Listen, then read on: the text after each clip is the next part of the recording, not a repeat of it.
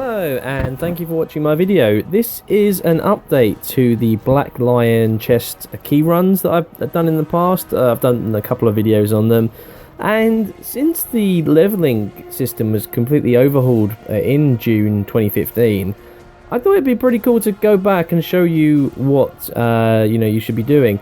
Just to bear in mind, there are a few options that you might have seen already before if you've done a key run before on my video channel.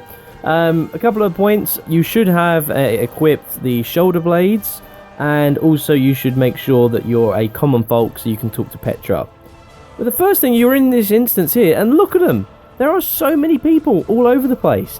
That is because the tutorial zone, which is this, has now been implemented into the mega server system, which means I could have people from all different servers playing with me. What this means is this part of the personal story is a hell of a lot quicker if you're doing Black Lion chest keys runs.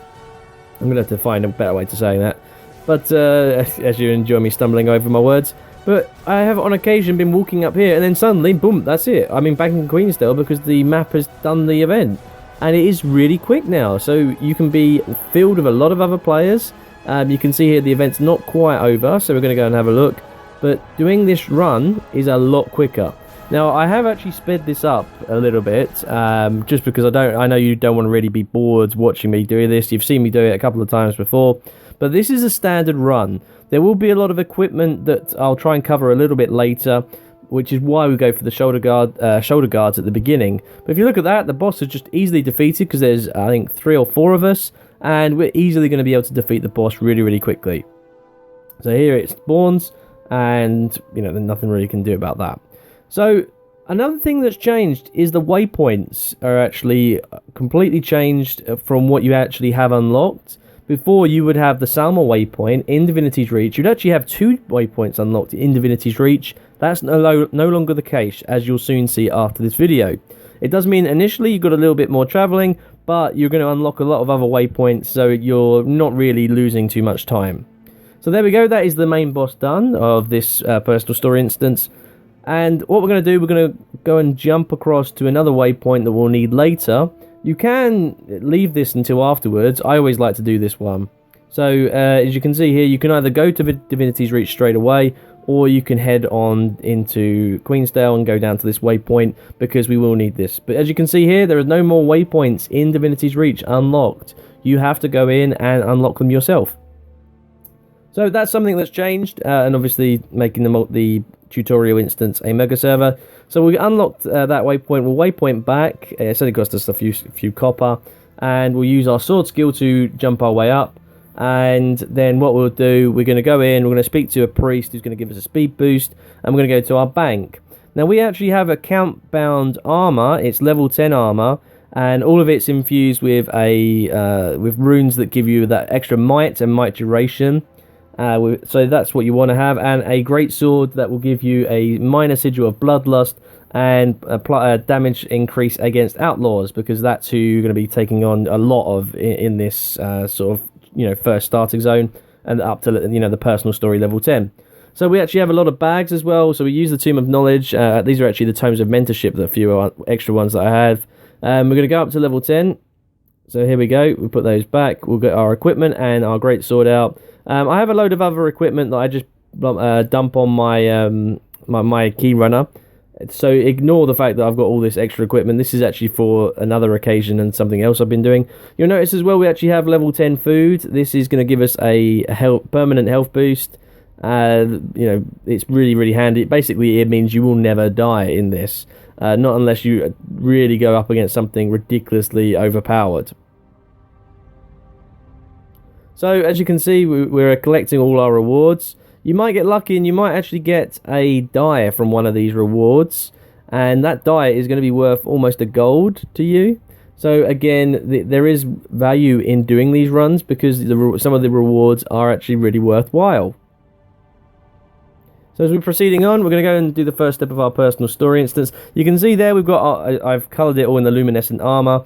So it's only the shoulder pads, which we can't unlock at level 10, which is why I don't actually have it equipped. You can't unlock the shoulder pads at level 10. So we're going to go and do the first step of the personal story. This is where you're obviously defending it and you're trying to kill Ted. What you want to do, you want to try and bring him down because the hardest one is Blaze to kill. So what we'll do, we followed him straight up. We haven't killed anybody. But what we're going to do, we're going to drag him and Twitchy Jake downstairs. We'll kill Deadeye because she doesn't move, actually. She just doesn't follow anybody. So we've killed her. We're going to go downstairs and we're going to try and cleave them all down together. So there we go. We're with Blaze and we've got the other two. So there you go. They followed us down. They're dead. And we're going to get Uptown Johnny as well. So once they're dead, we can proceed on. Okay, so we've actually waypointed. This is the one we actually unlocked, so that's fortunate for us. And then we're going to be using our greatsword to run faster as we can. We've got some rewards, so while we're walking along, we might as well open up, and we're going to salvage everything that comes along as well. You get a lot of lower end goods. You can see on the right hand side, copper ore, rawhide leather sections, greenwood logs, and some luck, and it always adds up. So this is some of the armor you get. You can see the sigil there. And the sigil of blood loss, very, very handy for just increasing your power. That's basically what you want to get, just as much that gives you the power as much as possible. But there we go, and we're going to go into this section now.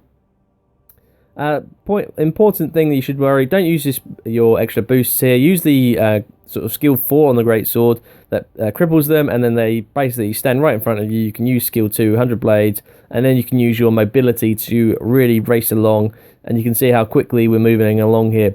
Now, even though I actually sped this up, the entire run from entering the first personal story instance and to finishing took me 18 minutes. That is it. 18 minutes. In fact, you can tell because from the time we actually get the food, which is the time at the bank, it takes us 15 minutes. So it really is a very, very quick and easy way to get Black Lion keys, much quicker than it was before, which is kind of interesting that I'm finding it quicker to actually get Black Lion keys from this run than I did previously. And that is also to do with the way the leveling systems work, because you are getting a couple of extra boosts. So again, we'll waypoint back and we'll collect our rewards. There we go. We're going to collect the medical supplies, and then we'll use a waypoint over here. So it's all very quick and very easy. Nothing really too challenging in this run. Obviously, Black Lion key farms used to be a lot harder because you'd be doing them like a level 4 and the story will be level 8. So it was a little bit of a challenge at that point. Now we are level 10. We'll actually be a level 11 soon. And at that point, the story is still level 10, and we are really over leveled because, like, the power we've got, our armor's pretty heavy. We're just owning everybody. So there we go. We're zooming along. We know how to do this really quickly. We're going to waypoint over here. We'll wait for the sound, and as soon as that sound happens, the sound of the rewards coming on, and then what happens? We unlock the rewards as we're going along here. So there we go. But now this is the different part.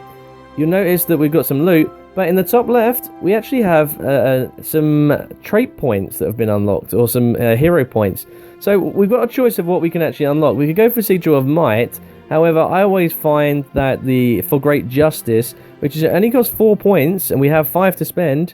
So we equip that in our first utility slot, and that gives us a lot of extra condition and power damage. So that is a fantastic thing to have for Great Justice as a utility skill, and this wasn't available to us before.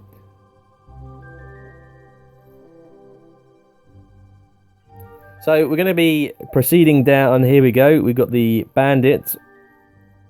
And we must remember that when you do kill him, to pick up his clothes, and because that is the infiltration. So we infiltrate here. This is all pretty easy. You try and use as much speed as you can to get around. So there we go. And you've got to talk to Uptown Johnny here. Not really too much to do. And then you've got to fight Deadeye. Pretty easy fight you've got. Doesn't take much to kill her, or to decide to beat her. There we go. And then you've got to go and collect the fuses from the fuse box over here, guarded by Drakes. No major issues at all during this section. But yeah, so my armor's all for the, it's account bound. It's account bound, again, just to remind you. You would buy a level 10 armor from the trading post. As we waypoint back to this point, we already have this time, which we wouldn't have done in the previous version because we had to do that at the beginning. But yeah, the account bound armor is done by actually buying a level 10 armor off the trading post, and then by transmutating it, it becomes account bound. And that is how you can share your armor around. Obviously, you can't do shoulder guards because you don't get them at level 10. Just remember, you must pick the orphanage section for this next bit, and that's a lot quicker than the other one.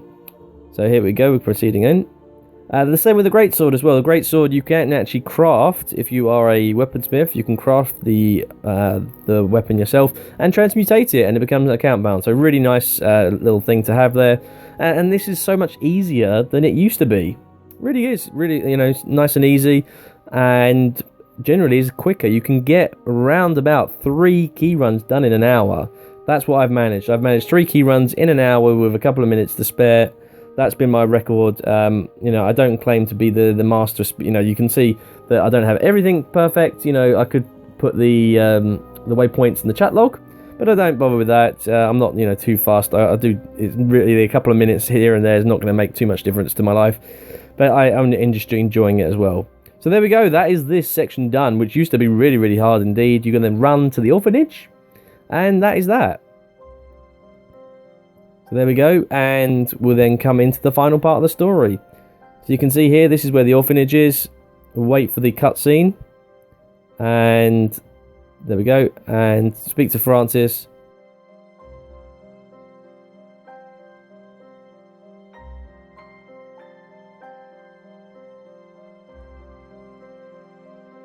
Okay, so we're moving on,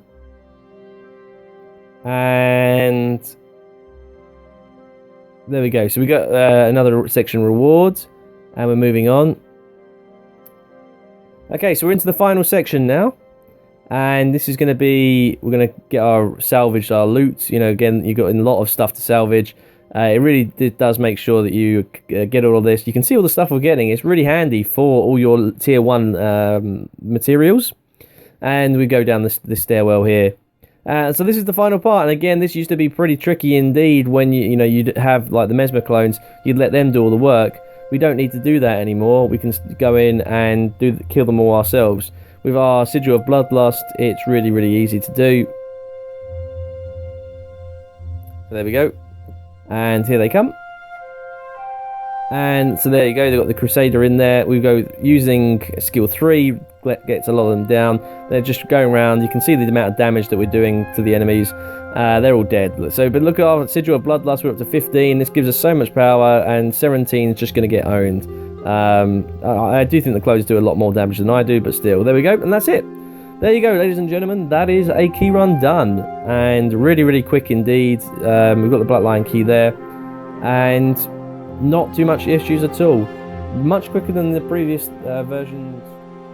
It's much quicker leveling up, and it really is a much easier way to earn gold if you're going to be doing it via that method.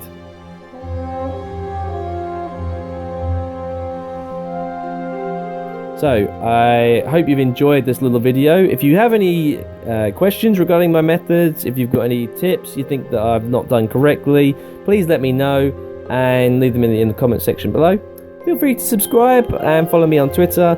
And I just hope this has been a pretty useful video for you, because as said, the leveling story is much different now and is much easier. So for those of you that have never tried it before, I suggest you give it a go. It's not too hard to do.